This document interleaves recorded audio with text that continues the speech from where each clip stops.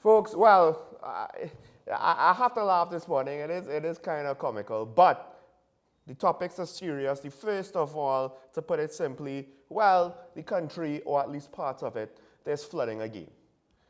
And I think we've reached the point now where I don't know if we could move the people out of the flood zones or if there's some way to really find a long-term solution to this.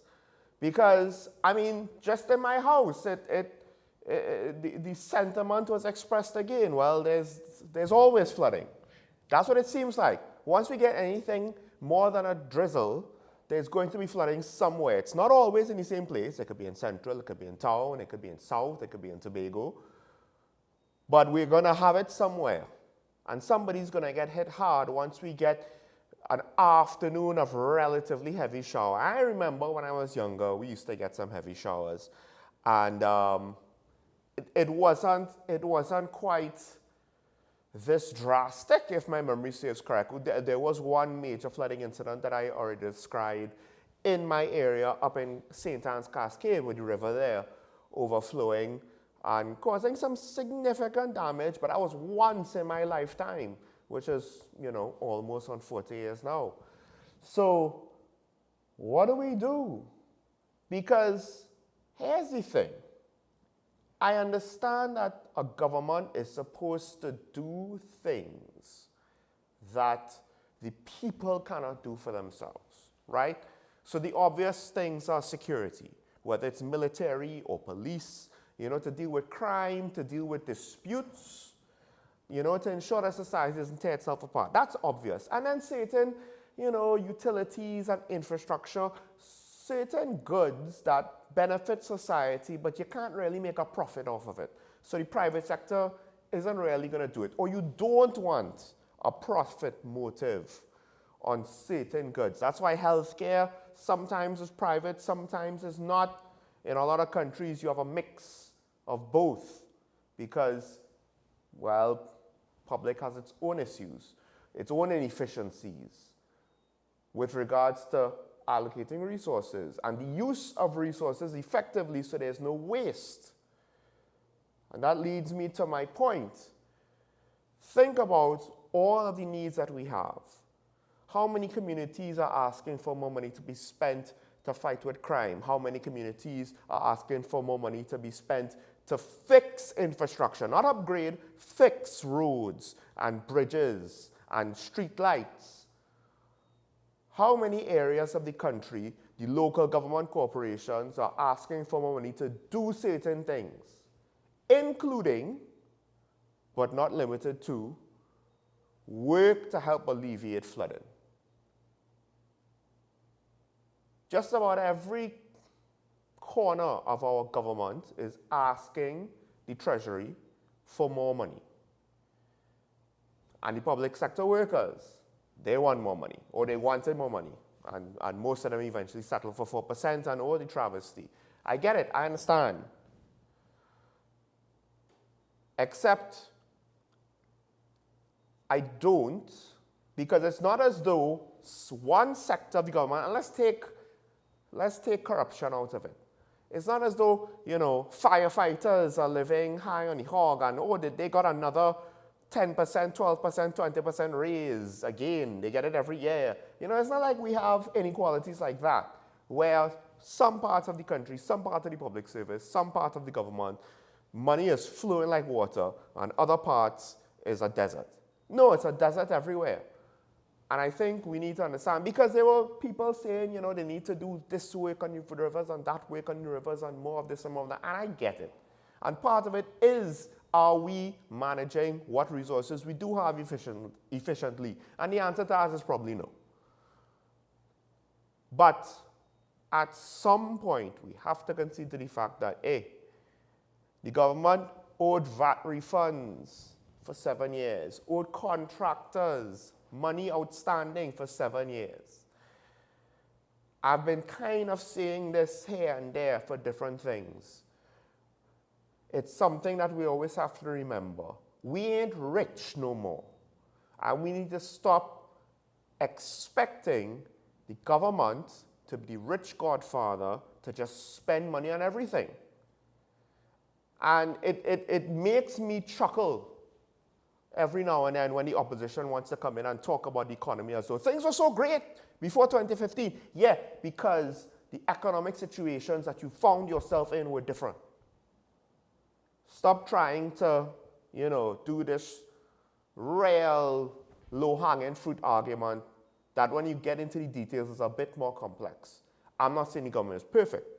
I'm just saying we need to temper expectations. Don't be demanding just more money to be spent.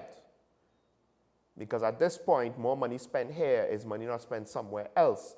Right now, education and all, we need more money spent on that, maybe. Or maybe it just things need to be more efficient. But the demands of the public, I think, are unrealistic. And generally speaking, that's not new. But we ain't rich enough to continue with unrealistic demands. It's a bitter pill to swallow. And if you want to blame the politicians for it, fine. I have no problem with that. I have no problem with you saying that we are supposed to be enjoying a better quality of life than we currently are. That's cool. But reality in the short run is we probably don't have money to just spend willy-nilly. So we need to be very, very, very careful about where we spend and how we spend. Now, do we spend for flood relief? The obvious answer is to say yes, but then when you consider what about more national security expenditure, education sector, etc., the potholes on all the roads, what do we give up? Because I think that's the unspoken challenge of any government body. It's not just spending money. It's prioritizing. That's what makes a strategy. Do I think the government is prioritizing well? No. But again, realistic expectations, which you then pass on to your elected officials, and maybe they would listen to us more. Or at least, when we criticize them, it would be on point and not just, what half the opposition does. Random utterances of whatever sounds good in the moment. Even when it's absolutely wrong. We've seen one junior MP from Sangre Grande, not understand the words that was spoken to him and continued on his drivel. Anyway, moving on, because we're going to be running out of time. Speaking about poor communication, Minister of Finance, he has certain messaging with the situation going on with regards to the Heritage and Stabilization Fund. It lost money in the end of 2022. And at the end of the day, I can't fault his line of thinking.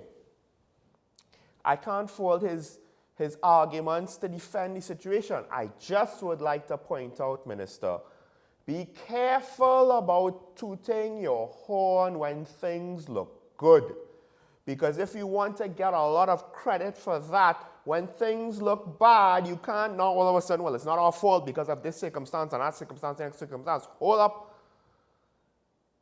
And I said this yesterday, I'm going to say it again, because the Minister of Finance, generally speaking, he might get some begrudging respect from technocrats with regards to certain things. Mariana Brown said it on this show, there might have been nobody else who could have controlled the spending and limit spending and prevent overspending like the current Minister of Finance. And I could see why he said that. And then of course the party supporters will be the party supporters. But at the end of the day, you have spent your political capital trying to tell us things are great, and every time there's a road bump, at times pointed out by your own Prime Minister, you look not as smart and not as credible. Regardless of the reality, we know you're a smart man. But the perception, you kill your own perceived legitimacy yourself. So I get the argument. I don't necessarily disagree with your arguments on the HSF. But you set yourself up for failure when things were looking good and you wanted to, shout to the mountaintops or to the heavens or to the valleys and the rivers and the seas. Look how great things are, and our HSF is so strong and we have so much foreign reserve on hand. Yeah, that's nice. how much of that was directly attributed to what you did? Because as far as I am aware, you don't actually manage the HSF. So it's not as though we had tons and tons of money going back into the HSF after money was taken out. To be fair to the opposition leader, who still needs to, learn how to craft a proper argument using actual factual details and subtlety and minutia and all of those things. But let me not harp on that. I'm just saying, your messaging, technically, for the most part, I think you're correct. I can't walk back what I said yesterday. But oh gosh, man. Be a bit more accurate and objective, right, with what you say.